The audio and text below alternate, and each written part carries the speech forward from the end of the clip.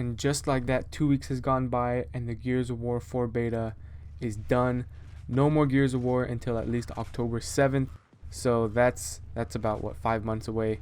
That's a long time for me, but I've gone a while without Gears of War. But what I wanted to talk about in today's video is my thoughts and impressions after 2 weeks of playing the Gears of War 4 beta. Okay, so I want to start off by saying, yes, I enjoyed the Gears of War 4 beta very much. It was very good in my opinion. There were a few things that I would change, but let's start off with the pros and what I did like about the beta. Let's start off with the movement. The movement was very reactive, very smooth. I liked it very much. I don't know if it's because I'm used to Ultimate Edition where it's a little bit clunkier. In Ultimate Edition, once you click the button to get on cover, you can't cancel, meaning you have to get on the cover. In Gears of War 4, we were able to cancel that, so that makes the movement a lot more dynamic. Some people go a little crazy with it, but I personally like it. It makes wall bouncing just as good, if not better, than what it was in Gears of War 2 and Gears of War 3. Another thing that I was a fan of that they brought back was the shots coming out of the barrel of your Gnasher. In Gears of War Ultimate Edition, they went back to center screen shooting.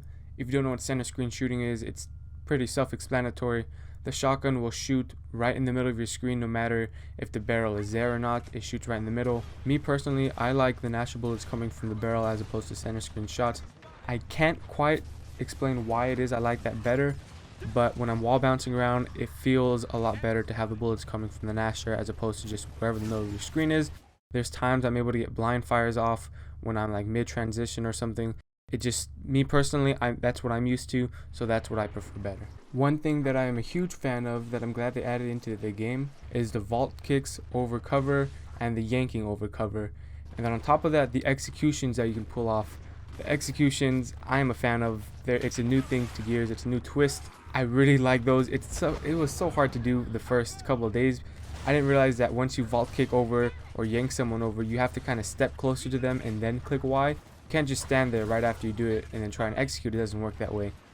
But the yanks and the vault kicks I am a fan of. I'm glad they added that into Gears of War.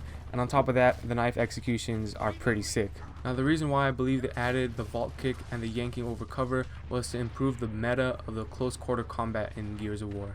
Now I know that's a mouthful, close quarter combat, but the meta in close quarter combat isn't just meleeing and wall bouncing anymore. If you're on cover and someone's right on the other side, you can just yank them over, or you have to be aware that that's a thing that you can do now, and you have to play around that. You can't just sit behind cover waiting for someone to run around or run up to you, because most covers you can vault kick over and then possibly get executed. So I liked how they added that part, or those executions and those movements into the game. It helps, I don't know if it's faster if you kick over something as opposed to getting on cover and running out of it, but I like how that's an option so that everyone isn't getting stuck on a corner out of spawn trying to get an edge, trying to get out there faster than everyone else. Okay, the last thing I wanted to talk about, which I think Gears can do better on, is the all the time active reloads. Now I'm aware that pre-activating was a thing in past Gears of War, but that put you at a disadvantage, and that being that you had less bullets in your gun when you would pre-active. Now in Gears of War 4, what it looks like is once you spawn or once you pick up a gun, you can just get active with that gun and have full active at any point really. Now I don't have too much of a problem with the Lancer and the Gnasher, but it's the power weapons that I feel is a little unfair that you can pick up and get active instantly, especially the boom shot. The boom shot, you only get 2 bullets, and making those 2 bullets or those 2 shots active automatically kind of is a little unfair in my opinion. I think the power weapons should not have that active or that active power as soon as you pick them up. I feel like the active reload, what that really should be is just you're able to reload your gun faster. At least that's my opinion. I don't know if there is a way that they can tweak it so that power weapons don't get that instant active. I know it is, you have to hit RB at the right moment to get active, but you can keep trying if you don't get it. That's the thing. I feel like if you don't get it the first time, maybe you should just not be able to get active on that first shot. I don't know, but I feel like active reloads, at least for the power weapons, kind of need to be nerfed a little bit, because I think that's pretty OP, because you can just pick up a boom shot, you have 2 shots, you can end up with 2 active boom shots, and 2 active boom shots, that can do some damage.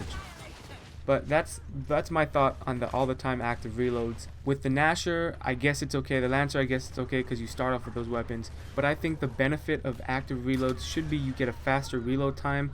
And with power weapons, the first shot should not be able to be like eligible for an active reload. You shouldn't be able to active reload your first clip on power weapons, and maybe even the regular weapons for that matter.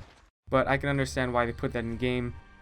Pre-activing was a thing. I know a lot of Gears fans, you know, they would prefer that because you get pre-active, but you have less bullets in your gun.